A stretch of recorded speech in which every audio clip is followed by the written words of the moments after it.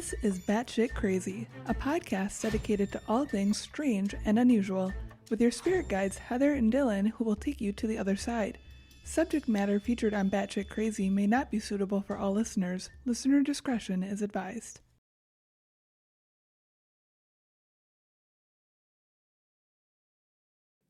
Hi, you're listening to Batshit Crazy. I'm Heather. And I'm Dylan. How are you, Dylan? I am perfect. We've had a small hiatus, but we're back.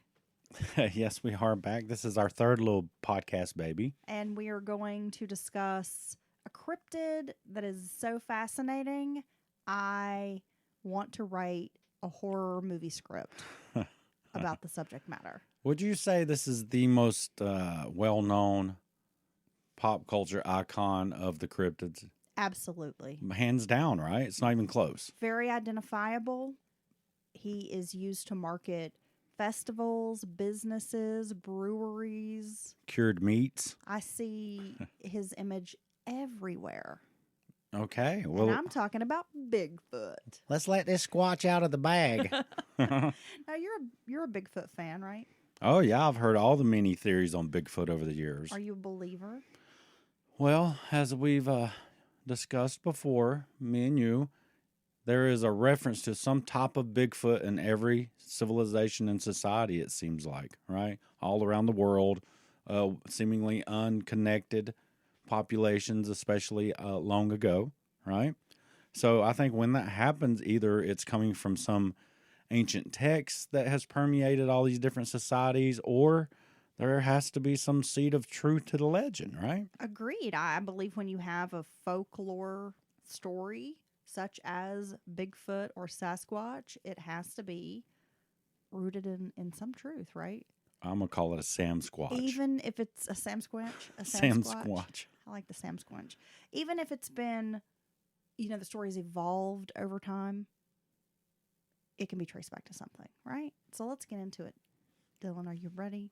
I'm ready. Known around the world as Sasquatch or Yeti, and locally here where we live in Western North Carolina, it's known as boojum or a wood booger. Damned old, I seen old wood booger. Bigfoot is an ape-like creature that conceals itself in the deep, dark forest, leaving behind footprints so large they could not belong to any human person. Well, have you ever seen some of these prints? I have. Man, they're like, 12, 13, 14 inches long? Oh, they're much larger than that. 18, 24? Yeah, about like that. Okay. That's huge. They are huge, Dylan. The tale of Bigfoot has been traced back to the European wild man, a mythical figure that had hair. It had hair all over his body and lived like a beast. The wild man can be found in literature as early as the 2nd century BC. Stories of Bigfoot also abound in Native American oral tradition, and the unexplained ape has been studied by scientists and, of course, scrutinized on the internet. The common name Sasquatch comes from the Salish Saquits, while the Algonquin of the north central region of the continent refer to this creature as a Wendigo, or sometimes even a Wendigo. Oh, nice. A Wendigo. A Wendigo. Maybe a Wendigo ate your baby. Maybe it ate my brain. Okay. Now, other nations tell of a large creature much like a man, but imbued with special powers and characteristics. The Ojibwe of the Northern Plains believe, and I probably just butchered that word, believe that the Rougarou appeared in times of danger, and other nations agreed that the hairy apparition was a messenger of warning, like a harbinger of doom, telling man to change his ways. Ah, yes, much like the Mothman, right? A harbinger of doom, exactly. Or the Banshee, she's considered like a harbinger of death or doom. And what I always wonder with some of these cryptids, are they trying to warn us or trying to help in some way? Maybe they Or are. are they just there to observe our misery? The British explorer David Thompson is sometimes credited with the first discovery of a set of Sasquatch footprints, and this was in 1811. And hundreds of alleged prints have been created since then, or, discovered. Visual sightings and even alleged photographs and filmings, most notably by Roger Patterson at Bluff Creek, California in 1967, have also contributed to the legend, though none of the purported evidence has been verified. So at this point, Dylan, I would like to talk about this Patterson film, this Bluff Creek, California Bigfoot sighting. Probably the best known footage and really the first footage of Bigfoot. And you've all seen it. I know you have. Giant ape-like creature walking, has kind of a strange gait in a distance in a wooded area, kind of turns its head, looks a little annoyed, and keeps walking. Yeah, and there's like some Super grainy. blown over trees and all this mess and rocks. And I'm pretty sure that 90% of the audience has seen this film. And if you haven't, look it up now. So this first footage was created by this guy Patterson, along with his friend whose last name was Gimlin. And it was the first documented film footage. It's a short, grainy film. It was created or filmed October 20th of 1967. They claim it was a female Bigfoot who was squatting by the river, doing a deuce, taking a deuce. Okay. Dropping a log. Yeah. She looks annoyed as she's walking by. Now, many folks considered this a hoax, and both men were armed while they were there and had horses, because there have been questions like, well, why didn't the Bigfoot attack them?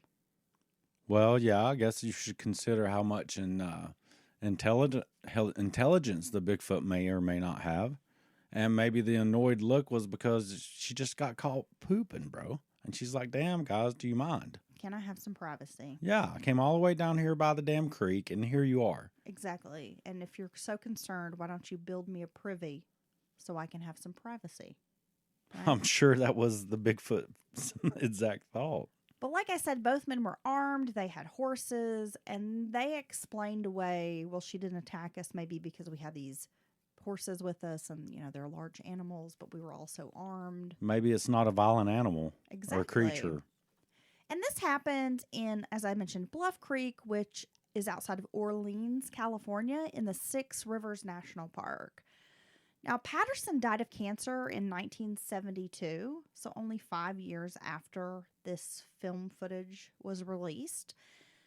And the guy Gimlin began making appearances at Bigfoot conferences and taking interviews only in the early 2000s. So he waited almost 30 years to really discuss the film. Well, I would say that Bigfoot has reemerged as a rather fascinating subject for many people. Yeah, right. So it doesn't surprise me he kind of waited a while. Now, some anthropologists have viewed this video trying to debunk, is this a Bigfoot? Is this real, scientific evidence, proof that there is some creature out there?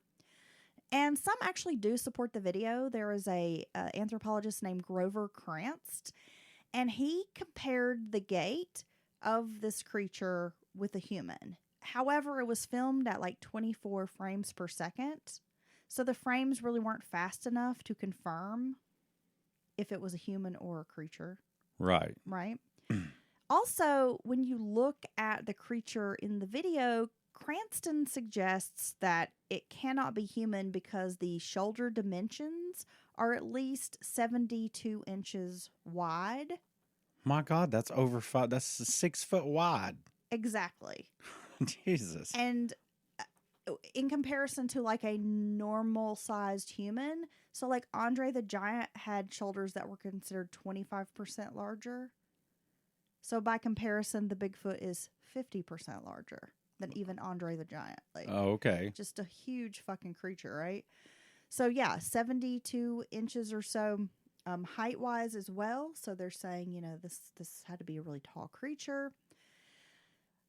A lot of folks bought into this idea. But then, Dylan, a costumer came out and said he actually made this gorilla costume for Peterson. His name was Philip Morris, and he claims he sold an ape suit to Patterson via mail order back in 1967, and that the man in the costume is Bob Hieronymus. That's the fellow's name, and Gimlin even borrowed his horse to take into Bluff Creek. So he's saying that he knows he knows it's fake, and this is why. Yes. Because he provided the materials to make it. Philip Morris claims that Peterson was making a film about Bigfoot, like some kind of movie, and ran out of money.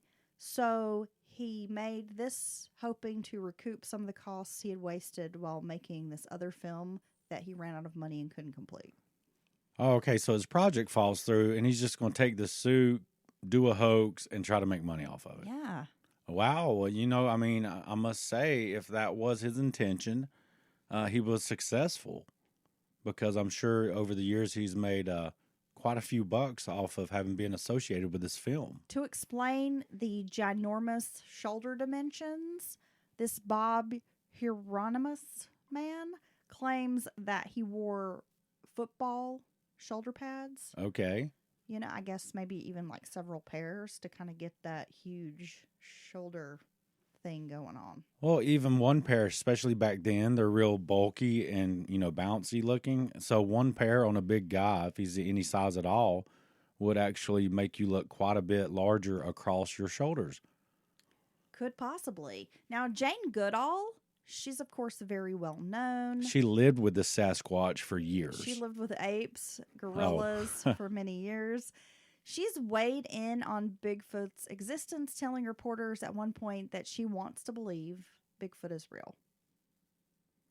Sasquatch is variably described as a primate who stands about 6 to 15 feet tall.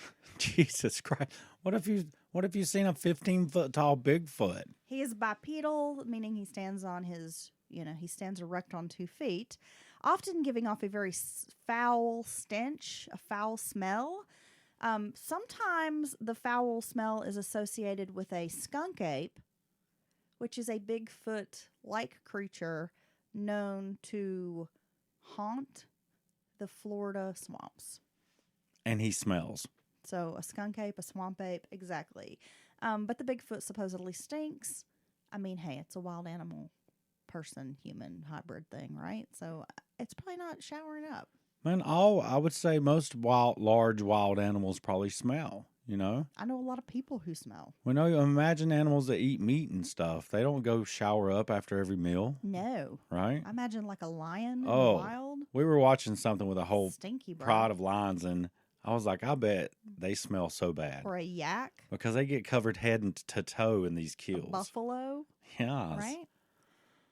These creatures are often seen moving silently, sometimes are known to emit a high-pitched scream or cry. Footprints have measured up to 24 inches in length and 8 inches wide. A Soviet scientist, Boris Porshnev, suggested that Sasquatch and his Siberian counterpart, the Almas, could be a remnant of Neanderthals, but most scientists do not recognize the creature's existence and feel the claims are illegitimate. So they're claiming like Bigfoot is kind of like some missing link in our human evolution? Some people do believe that Bigfoot is a missing link in our human evolution. Absolutely.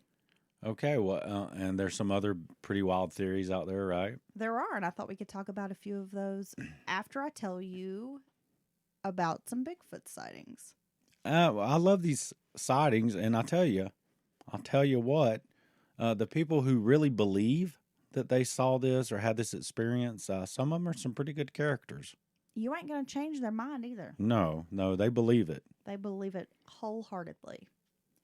So, let's get into the sightings, Dylan. A young woman camped alone next to the Klamath River, and she didn't tell what campground she was at, but there is a video on YouTube where you can kind of Google it and or YouTube it or whatever, and she'll, you can find the video and she'll talk about her experience.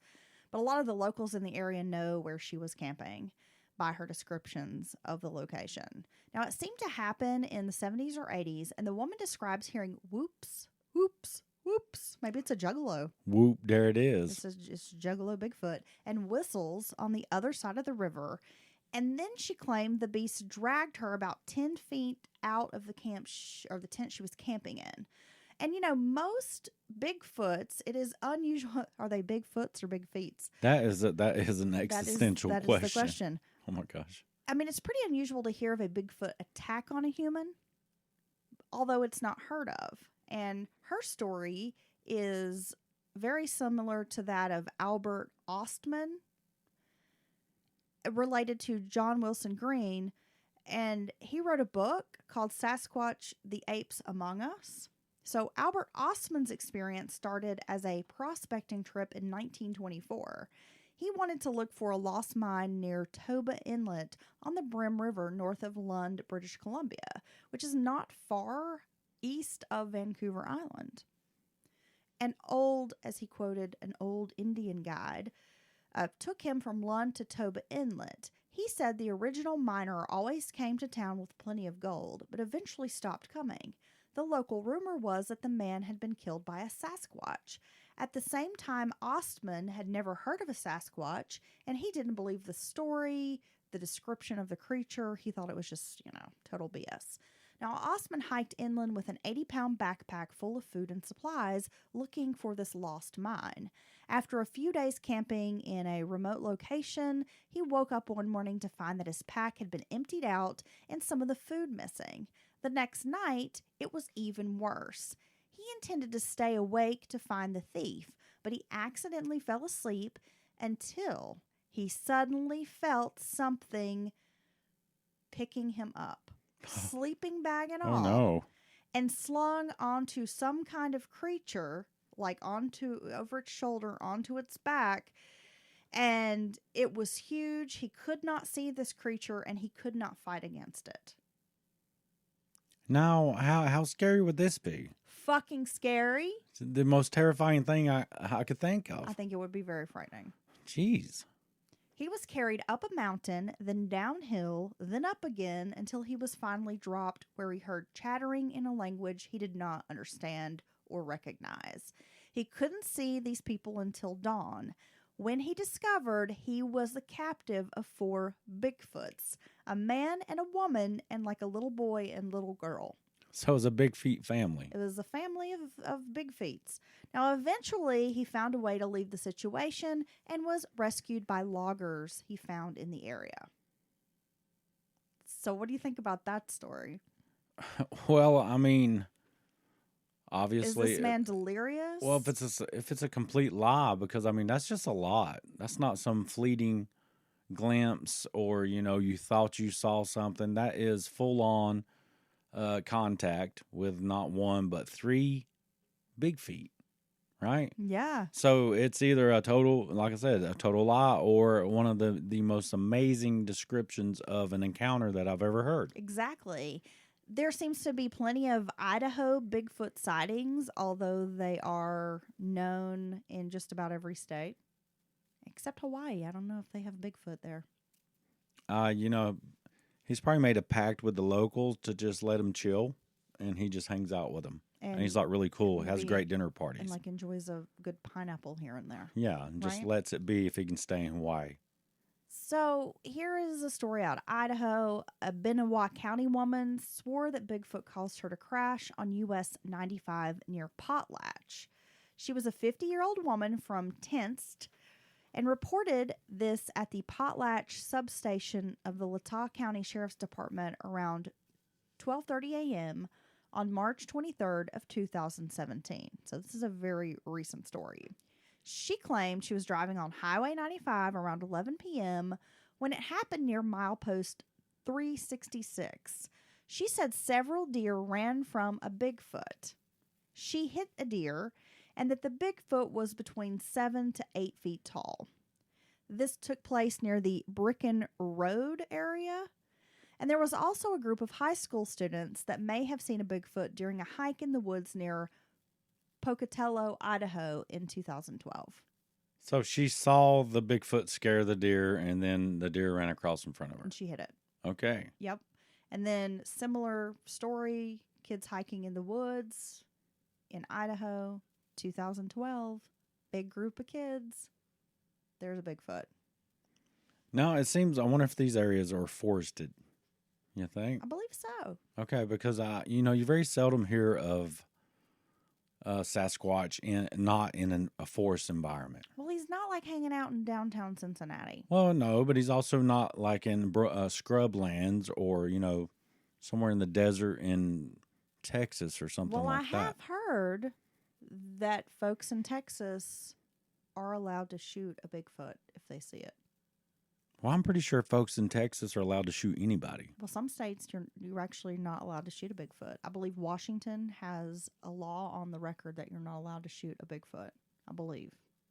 Okay, well, if it's nonviolent, I don't think you should shoot it. But some people would just shoot it for the hell of it And stuff it, mount it. Well, it could be the I'll make love to you. Oh, sorry. No, don't I you was thinking dare about mounting the Bigfoot. do that to boys to men.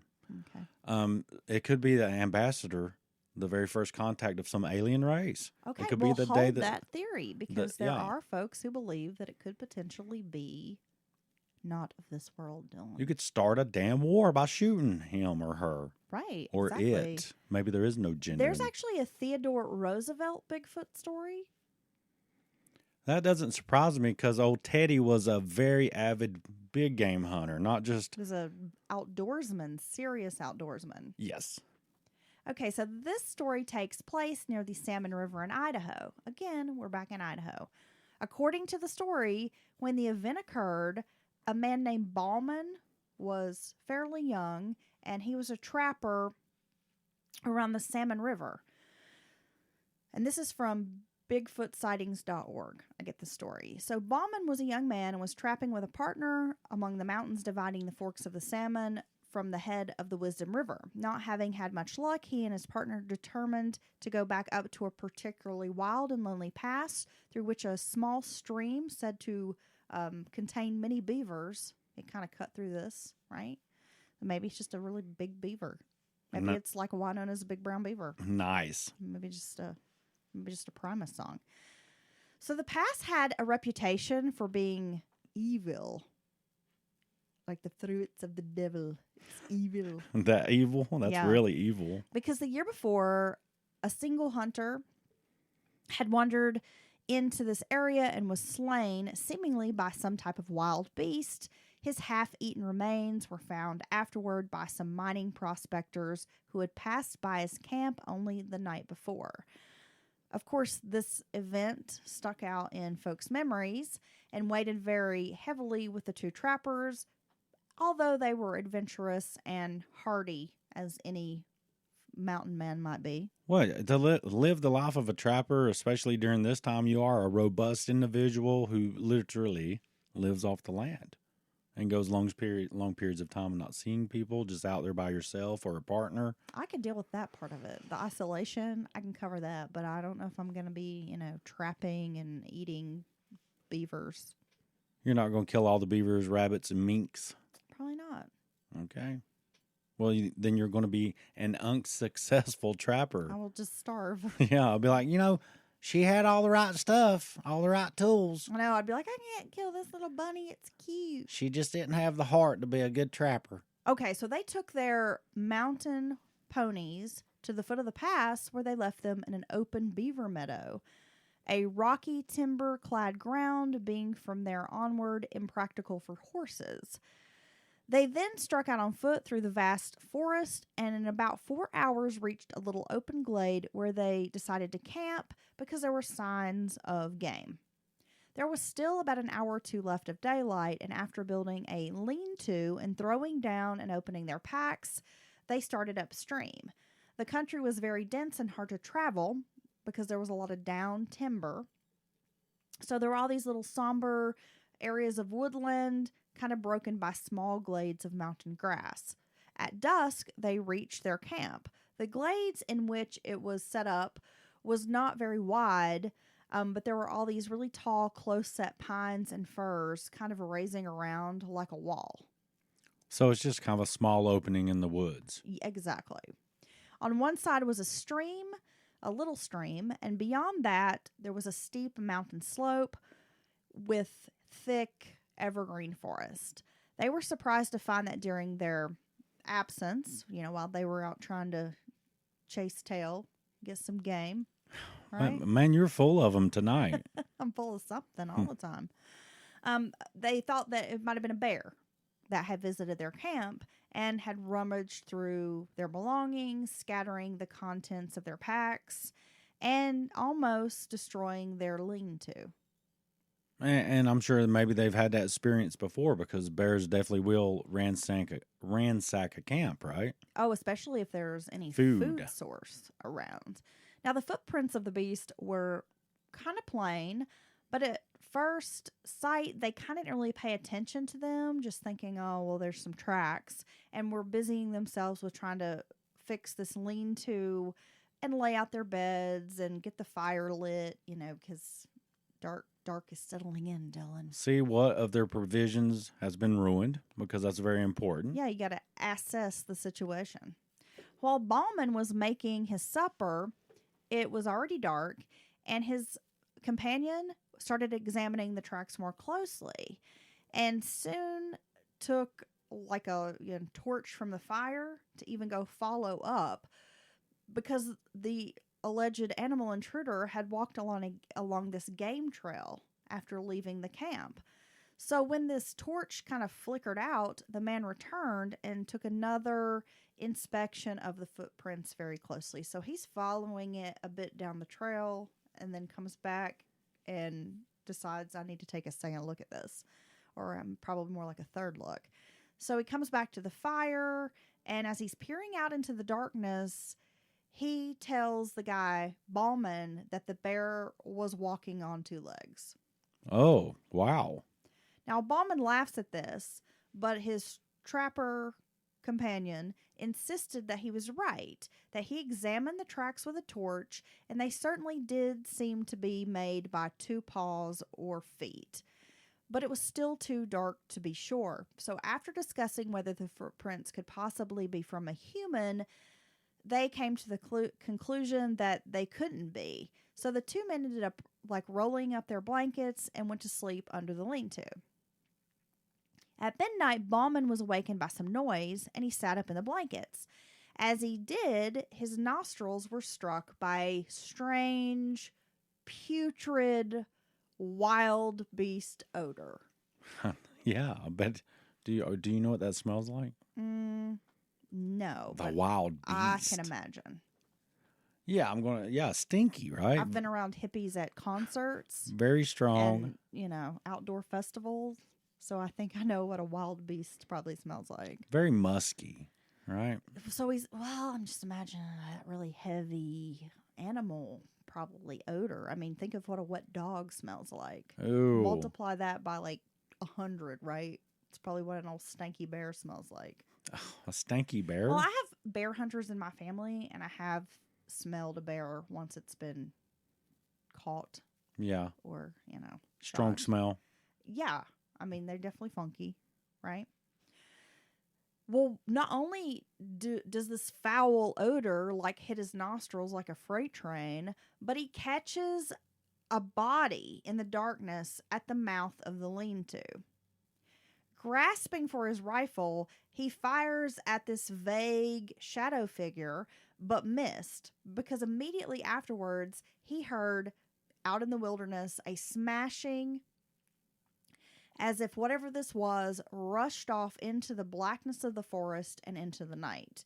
And it had to be a creature of some size, because it was thrashing around to the point, it sounded like trees were being broken. Yeah, it's probably completely running through or over small saplings, just crashing off through the brush and woods. Now, after this, the two men slept just a little bit, mostly sitting up by the rekindled fire, but they heard nothing else. In the morning, they started out to look at a few of their traps that they had set the night before and put out a few new traps. They kind of had an agreement just to keep together all day, and when they returned to camp again that evening, they were kind of astonished to see that their lean-to had once again been torn down. Damn it, man. So this visitor had returned and tossed about their camp, their bedding, and essentially destroyed the shanty, the lean-to that they had been sleeping in. Like before, it had been disrupted, but now this thing has just smashed it. Like, I do not want you here. So, yeah, I was going to say that seems to be the signal from the creature is I was curious at first, Get off my land. but now you young punks need to get off my grass. Yeah, get Yeah. off my lawn. The ground was marked up by this creature's tracks, and upon exiting the camp, it had gone along the soft earth by that little stream that I mentioned before, and the footprints were as plain as if on the snow in this very soft dirt. They scrutinized the trail, and it certainly did seem that whatever this thing was had traveled on two legs. And I could imagine rather large feet, right? I'm going to guess. They seemed sizable, yes, just based on the details of the story. Maybe it's an adolescent Sam Squinch. The men, of course, at this point are very uneasy. They gather up, Dylan, a heap of logs, and they keep the fire roaring throughout the night. One or the other sitting up on guard most of the time, so they're kind of taking their sleep in shifts while the other stands a lookout. They got to have a sentry at this point. About midnight, the thing came down through the forest across the brook and stayed there on the hillside for nearly an hour. They could hear the branches crackle as this creature moved about, and several times they heard a harsh, grating, long-drawn moan, which they described as a sinister sound. Yet it did not venture near the fire. In the morning, the two trappers discussed the strange events of the last 36 hours and decided it was time to throw on those backpacks and get the fuck out of there. It took them that long? Yeah. They were ready to do this because in spite of seeing all this game, all these creatures in their sights, all these little animals that they could trap up, they were like, you know what? It just is not worth it. Well, no. I mean, at this point, you have to be worried for your own safety, right? If it comes, you've already had it standing over you as you slept, basically, and destroying your lean-to in your camp multiple times. So, yeah, I mean, it's time to go if you want to live. However, they did have traps set out, so they did want to go gather up the few that they had. They started out doing this and spent the morning, like, staying together, but picking up the traps, one by one. When they first left camp, they had a sensation that they were being followed because in the dense spruce thickets, they occasionally heard a branch snapping after they'd already passed it. And then they started hearing rustling noises among all the small pines behind them. By the time noon rolled around, they were within a couple of miles of the camp. So here they are in the middle of the day, bright sunlight. At this point, the men feel like they're just being absurd. They're like, we're two armed men. We have spent years alone, mostly wandering through the wilderness. We faced every kind of danger from man, element, animal. But, something just felt off, even though they're like, okay, maybe we're being a little ridiculous. They still had that feeling of like, but we should probably get out of here. That's a gut feeling. They still had 3 beaver traps to collect from a pond in a wide ravine that was nearby. So Bauman volunteered to go get those traps, bring them in, while his companion went ahead to the camp to get everything gathered, all the packs squared away, make sure we're not leaving anything behind. When Bauman reached the pond, he found 3 beavers in the traps. One he pulled loose and carried into a beaver house. He took several hours in securing and preparing the beaver, and when he started homewards, he marked with some uneasiness how low the sun was getting. So as he hurried toward the camp under the tall trees, the silence, the desolation of the forest started to weigh on him. He tried to make no sound on the pine needles, and as he was kind of slipping through the forest, he could see the slanting sun rays kind of making its way through. And in the distance of what he described as a gray twilight, he saw something in the distance that seemed to sort of glimmer indistinctly. There was nothing to break the stillness, there was no breeze, nothing in the woods, so it was a very eerie type of feeling.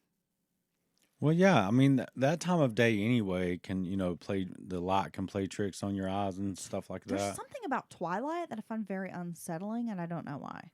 I think it maybe, who knows, maybe it goes far back in as we evolved, as that's just when you seek shelter, get into a safe place because you can't see and the night is dark, right, and dangerous. Yeah, so he's just ready to like get out of there. Dark is starting to set in. He is like, this is not cool. Like, I really need to get out of here. As he approaches the edge of the glade where the camp had been, he shouted as he approached it, but got no answer. Now, at this point, the campfire is completely gone. There's just a thin blue smoke kind of curling upwards. Near it lay the packs, wrapped and arranged. And at first, Bauman couldn't see anybody, and he didn't get a call back. But stepping forward again, he shouted, and that's when his eye fell on the body of his friend stretched out beside the trunk of a fallen spruce tree. Bauman rushed towards this, horrified at finding his trapper friend's body, all sprawled out, but still warm, and the neck was broken. And there were 4 great fang marks in the throat. Damn. The footprints of this unknown beast that had attacked printed deep in the soft soil all around. So he knew what had happened. So it seemed that his friend was finishing up the packing and maybe had sat down on this spruce log to face the fire with his back to the dense woods to wait for Bauman to return. And while he was waiting, this assailant, this monster of sorts, was lurking in the woods, probably waiting for a chance to catch one of the men unprepared, alone, crept up silently from behind, and was able to attack quietly, because it reached the man and broke his neck. Well, yeah, a lot of big cats will do that, especially once they realize humans are easy prey. Wait till someone's off by themselves, stalk them, and then attack. And in some countries, they wear a mask on the back of their head of a face to maybe make the cat feel like they're always looking at it. It did bury its teeth in the man's throat, but it had not eaten the body, though it did seem like maybe it had sort of stomped around on it a little bit. Maybe wallered on him a little. Who knows? So it's like his neck's broken. He has this a bite, essentially, on his neck, and then he's just kind of been smashed around. Yeah.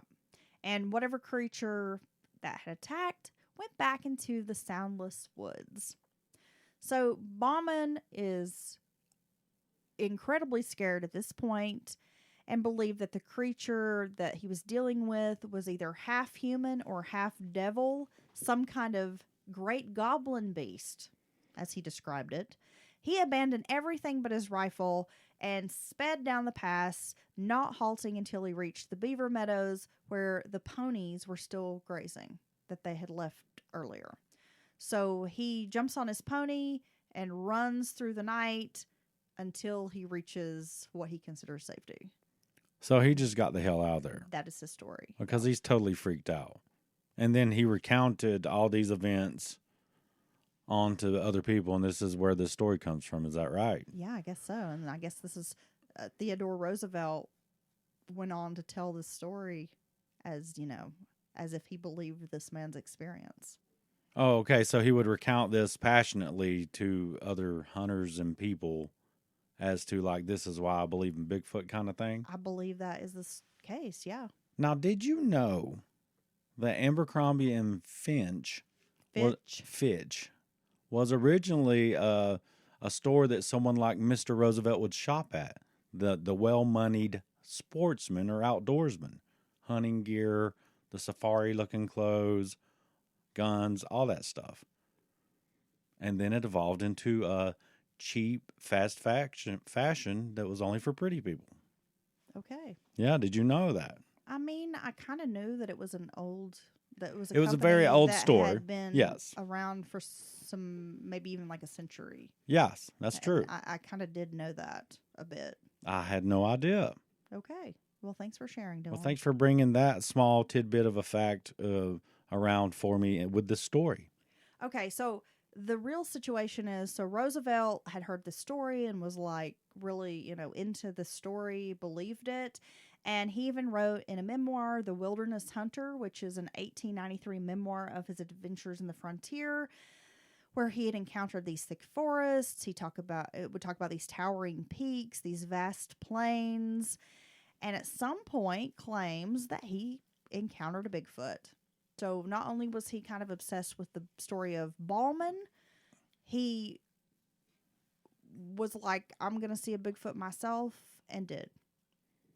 Yeah, I mean, I think sometimes, and depending on the person's experience or the description, that if you really, really believe and want to experience or see something, that every small little thing is going to, kind of, you'll have like tunnel vision. Every small little thing or event that happens like supports your theory that. And he included Ballman's story in his memoir. Okay, along with, I guess, talking about his own experience. So there you go. He's obviously a fan. A lot of people do believe in Bigfoot. And of course, now we have all of those television shows like In Search of Bigfoot. Hunting monsters. Monster Hunters or whatever. My goodness. Yeah. Yes, we have a Bigfoot festival not very far from us. We do. There's all over Georgia. There's actually a Bigfoot museum in Georgia. It's and I true. believe they have some of those molds and casts of the Bigfoot footprint. And I believe it seems like it was Georgia not all that many years ago. A guy claimed to have a Bigfoot carcass at some point. Well, there is a fella, and I cannot remember his name because I wasn't even really going to mention him because he's a known scammer that has claimed over the years to have found, I think his name is Rick. I want to say it's Rick Dyer. And if there's a Rick Dyer listening and that's not you, please don't cuss me out. Please, we did not mean you, and no defamation suits, no Johnny Depp suits. But from what I understand, and I think his name is Rick Dyer, and I could be wrong, he has had pictures of like, oh, this is a Bigfoot. He's had it's just like a hairy cow. And he's just kind of known as like a scammer or, like a P.T. Barnum type. Well, that's one thing about this Bigfoot story and legend is you've had a lot of that because it's persisted for a very, many decades. And there's always those scammers out there that are willing to take advantage of the public. If you claim to have something very strange and weird and have it in a barn somewhere, charging people a penny, a dime to see it, right? I am correct. His name is Rick Dyer. And he is from Georgia, Dylan. He's a Bigfoot hobbyist. I guess you could call it that. And he claimed that he found this half furry ape man who's about 7 feet 7 inches tall, weighs more than 500 pounds. He didn't disclose the exact location where he found this creature, but had a photo of this creature in like a deep freezer. Dude, I can see. He was thawing it out. And it just looks like a terrible monkey costume or like an ape costume. I can see that picture in my head. It was in a freezer. And you're like, okay, dude, so you had the body, right? But all we got is this like crappy picture of obviously crappy, like handmade, man-made suit. Why wouldn't you just produce the body? Exactly. You would have samples. You would have DNA samples of all types. And come on, right? So let's talk about some of the conspiracy theories behind Bigfoot. Are you ready? Yeah. Are you going to open up on that? Because I have, Let's do it. Sorry, I had to fix my mic. So some folks have a conspiracy theory that the government removed a burnt Sasquatch and various Sasquatch corpses from Mount St. Helens after the 1980 eruption. There were a few witnesses who reported seeing federal helicopters carrying off the charred remains of several Sasquatches from this area. Prior to the eruption, Mount St. Helens had already been a hotspot for supposed ape men sightings since the 1920s. In fact, so many of these stories circulated that some were recorded that a nearby gorge was eventually named the Ape Canyon. Oh my! I've never heard of this, but that's fascinating because of the type of event Mount St. Helen was. You had miles of It's forest massive. laid Yeah. flat, and just this almost like nuclear type of devastation to that area. For miles around in all directions. Ash. And it was very deep woods, right? A very, very wild country, not densely populated by humans. And that would be the perfect place for a Bigfoot to live. And then you have this sudden event that happens very quickly, then that would lead to the very high likelihood that there would be, and it kills all the Bigfoots. Because, the other thought is that they hide their dead is why they're smarter than we give them credit, more self-aware, and they hide their dead because they know that they don't want to have contact with mankind. Right? Yes. And so they didn't have the opportunity in this case because they all got killed at once. That's a pretty fascinating theory. Well, I touched on earlier in the episode that there are some scientists or, folks out there who theorize that Bigfoot is a Neanderthal of sorts, perhaps the missing link in that step of evolution where we evolved from apes to human, that type of thing. In 2007, a man named Robert Wilson from Vancouver Island claimed to have seen what he thought was a bear. He drove down and only could describe it as a large hairy man who looked like a caveman with Neanderthal features, as big as a bear. So expanding upon his claim, a 2011 History Channel documentary proposed that the Sasquatch might not be a giant ape at all, but could be a species of prehistoric human. And that is actually called Finding Bigfoot, Calls and Howls, which I guess you can find on Discovery. Some folks believe that Bigfoot is actually an alien. So we get two conspiracies for the price of one here, Dylan. In 1973, a UFO researcher from Pennsylvania named Stan Gordon said he noticed an increase in sightings of Sasquatches entering and exiting extraterrestrial vessels. Fascinated by the possibility that the mysterious primates may actually hail from another planet, he set up a UFO Bigfoot hotline that supposedly still runs to this day, though I did not look up the phone number. Would you call it? Fuck yeah, I would. So now, wouldn't this be ironic? Because I believe most people view Bigfoot at worst just a dumb animal, just some kind of big bear-like creature, or at best some kind of smart animal, if you will, which is a little bit of higher brain functions. Well, and I think the alien theory goes along with the idea that some folks think that perhaps it can scramble video footage or prevent cameras from functioning properly because of the recorded Bigfoot sightings. They all are very grainy and hard to make out. So perhaps the Bigfoot is protected by some sort of alien technology. Yeah, like maybe some kind of a cloaking device or some kind of a magnetic field that disrupts electronics. Yeah. But it would be very funny if it turns out they were interstellar travelers and way, way more advanced than we will ever be in hundreds of years. Now, I think that would be ironic. There's another theory that Bigfoot is a giant ground sloth. So while most people believe that Sasquatch comes from some form of a shaggy primate, there are a few out there who think that the beasts are actually surviving giant ground sloths. So, and that they're like a prehistoric mammal. Right, that's what I was going to say. So when they say surviving, just a line of them that made it all these years, like leftovers like chickens, birds, alligators, some of the big lizards. Yep. Very interesting. Now, this is a very strange, I don't know if I'd call it disturbing, but perhaps. So according to more than a few farmers who have witnessed Bigfoot, they have claimed to view Bigfoot getting it on with bovines. Oh. He gets freaky with domestic cows. No. That's where tenderloins come from.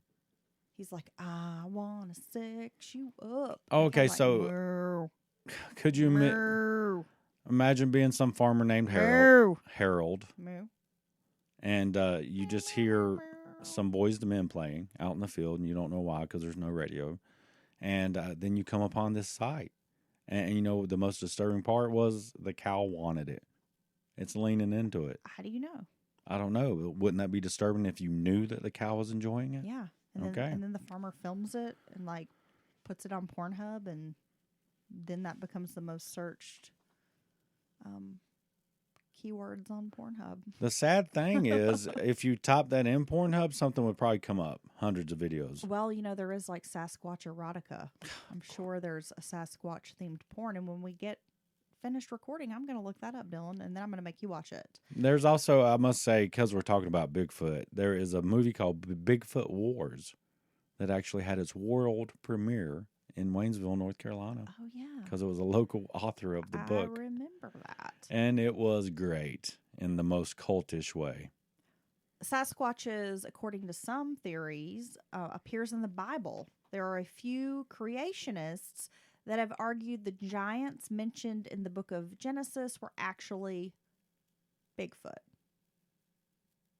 Okay, well, he could be maybe he's one of the other races or types of humans that inhabited the earth at some point together, along with vampires or giants or the hairy stank man. There is a cryptozoologist named Lauren Coleman who introduced the idea that about 10% of Sasquatches might be gay, figuring that we have Homo sapiens that might be gay or are gay, that it's very likely that a portion of the Bigfoot population would be homosexual. And after he made this announcement, apparently he received a slew of angry emails denouncing him for calling Bigfoot gay. Don't you gay up Bigfoot. I can just imagine. Don't you do it. Y'all done took everything. You took football from me, and you can leave my damn Sasquatch alone. Well, I like the idea of a Sasquatch. A sassy squatch. Yes. He'll be like, y'all's queen, y'all's. I love it. I know, I would love it. I would be like, what is up? You seem fun to hang out with. There is a conspiracy theory that in 1999, the government captured a live Sasquatch. There were fires raging in Battle Mountain, Nevada, and allegedly an injured Bigfoot was spotted in the carnage before being whisked away by government officials. If you look at the blog Sierra Tahoe Bigfoot Research blog, they have a summary of the situation there. My God, there's so many Bigfoot stories. There, as you mentioned, Dylan, theories that Bigfoot or Sasquatch buries their dead, and that's why we don't ever find their bodies. So that is one of the big theories there. And then another theory is that they are like interdimensional creatures, meaning they can switch from one universe to the other. Here is one of my favorite Bigfoot theories, because any wild theory or conspiracy, if it explains something that people claim happens all the time, and that is Bigfoot is there and then it's just gone. So you have this huge creature, right? 6, 7, 8, 9 foot tall. And then people have these sightings and then it's just gone. But I would argue a creature of this size would be a big bear, you hear it a half a mile away, thrashing around in the woods, walking through, cracking limbs, knocking little trees over. And I just I think it would be hard for a creature of that size to be very stealthy, right? Yeah. And so exactly. one minute they're there and then they're just gone. So what could explain that? Well, some kind of a portal or a device where they literally flip back into another dimension, their dimension. And some people theorize that possibly they come here to visit. Maybe even they're like slumming it here on Earth with us, and they're some advanced race from another dimension. I have to say the most compelling piece of evidence or video footage that really kind of made me question, are there big feet out there? Do Sasquatches exist? Is the Missing 411 the Hunted documentary? Now, David Pilates, I believe is his name, he has written several books, Missing 411, about folks who go missing in the national parks. This documentary features a segment about some hunters that frequented a camp in the Sierra Nevada mountains in the 1970s all the way up until present day. And they found this little area, set up a bit of a shelter there, kind of kept going back over the years. And they had an evening where they felt like they were under siege, under attack by multiple Bigfoot, Sasquatch type creatures. They have film footage. You can hear these things whooping and hollering in the distance, throwing stuff, rocks. Yes. Turns out Bigfoot has a very strong, accurate aim. It's pretty crazy. So if you've never seen that documentary, I suggest watching it simply for that Bigfoot footage.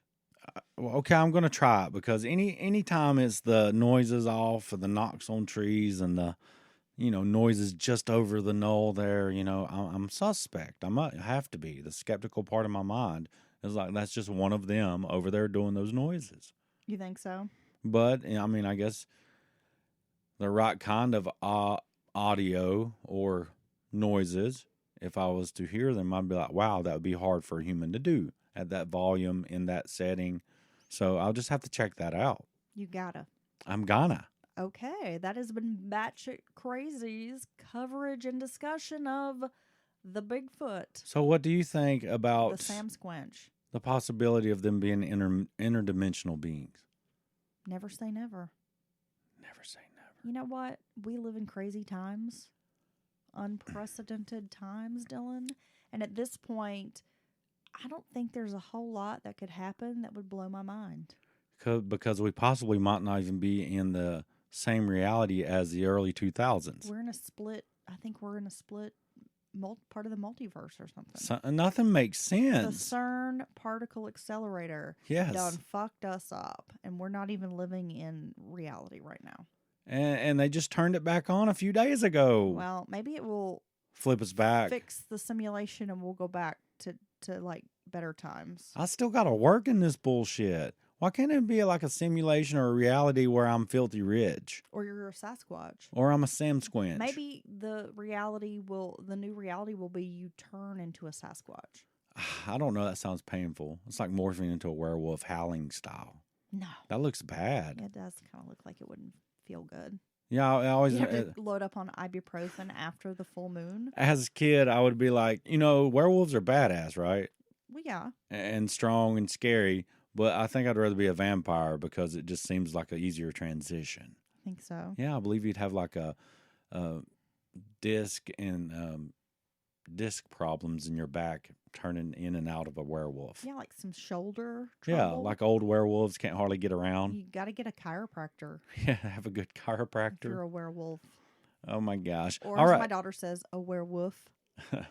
All right, that's been it. We couldn't stop talking about the Sasquatch, which there's so much out there on it. So many different stories. Yeah, I was trying to condense it down like a can of Campbell's soup. And I must say that you had some great examples that I'd never heard. Very interesting stories.